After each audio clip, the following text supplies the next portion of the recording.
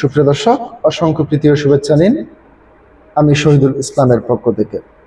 প্রিয় দর্শক, আজকে যে বিষয়টি নিয়ে কথা বলতে যাচ্ছি, অন্তর্বর্তীকালীন সরকারের 1 বছরের সেবা খাতে 12,633 কোটি টাকা ঘুষ লেনদেনের অভিযোগ তুলেছে টিআইবি।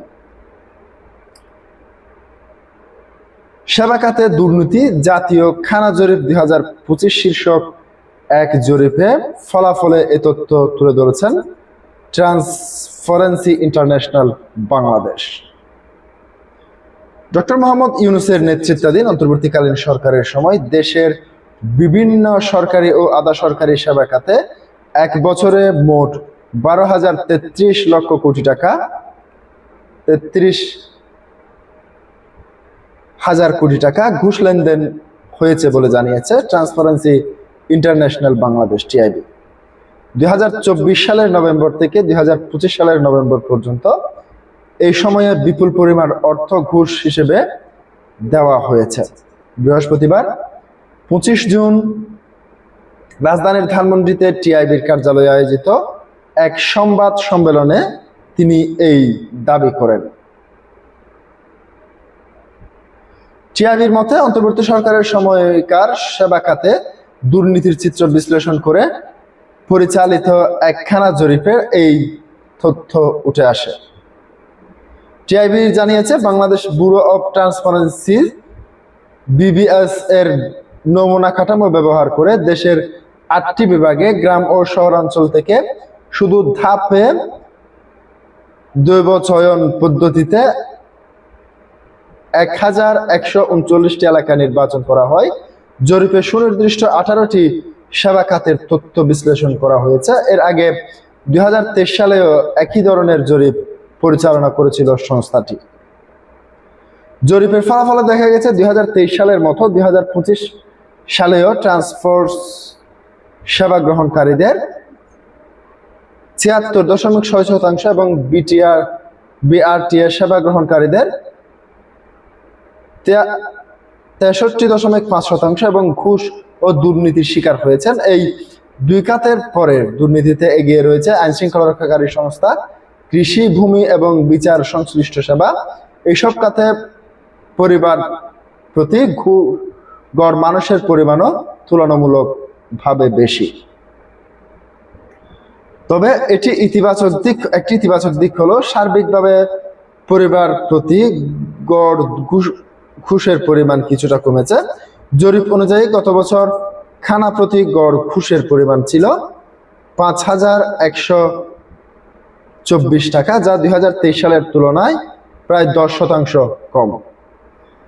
জরিপে অংশ নেওয়া 81.5% পরিবার মনে করে ঘুষ ছাড়া সেবা পাওয়া এখনো অত্যন্ত কঠিন। বিশেষ করে আইন শৃঙ্খলা রক্ষাকারী বাহিনী, সংস্থা ও বিচারিক সেবার উচ্চমাত্রার দুর্নীতি নাগরিকদের ন্যায় বিচার পাওয়ার পথে বড় বাধা হয়ে দাঁড়িয়েছে।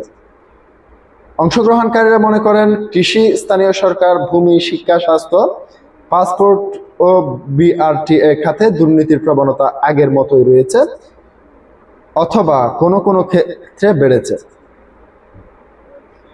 দুর্নীতির শিকার হলেও 61.3% পরিবার কোনো ধরনের আনুষ্ঠানিক অভিযোগ করেননি। তাদের বড় অংশের ধারণা, পুরো ব্যবস্থায় দুর্নীতিগ্রস্ত হওয়ায় অভিযোগ করে কোনো ফল পাওয়া সম্ভব না কম। এমনকি প্রায় অর্ধেক পরিবারের দুর্নীতির অভিযোগ কোথাও এবং কিভাবে হয়েছে সে বিষয়ে কোনো স্বচ্ছ ধারণা নেই। জরিপে আরো দেখা গেছে, দুর্নীতি দমন কমিশন দুদক সম্পর্কে 19.5% পরিবার অবগত থাকলেও সরকারি অভিযোগ প্রতিকার ব্যবস্থা জিআরএস সম্পর্কে মাত্র 1.7% পরিবার জানে।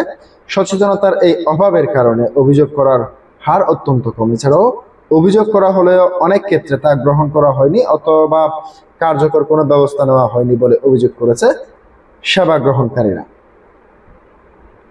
অংশগ্রহণকারীদের মতে, দুর্নীতির প্রধান কারণগুলোর মধ্যে রয়েছে বিচারহীনতা, সচেতনতার অভাব এবং দুর্নীতিতে জড়িত ব্যক্তিদের শাস্তির পরিবর্তনের সুবিধা পাওয়া। গ্রাম ও শহরের অভিজ্ঞতায় দেখা গেছে, গ্রামাঞ্চলে 66% পরিবার ঘুষের শিকার হয়েছে, যেখানে শহরাঞ্চলে এই হার 58.5%। তবে শহরের পরিবারকে ঘুষের পরিমাণের ক্ষেত্রে তুলনামূলক বেশি অর্থ ব্যয় করতে হয়েছে। এছাড়াও নিম্ন আয়ের পরিবারগুলো তাদের আয়ের অনুপাতে বেশি ঘুষ দিতে বাধ্য হয়েছে বলে প্রতিবেদনে উল্লেখ করা হয়েছে। টিআইবি প্রতিবেদনে আরো বলা হয়েছে, নারী, আদিবাসী এবং প্রতিবন্ধী ব্যক্তিদের জন্য সেবা গ্রহণের পরিস্থিতিও আরো বেশি কঠিন।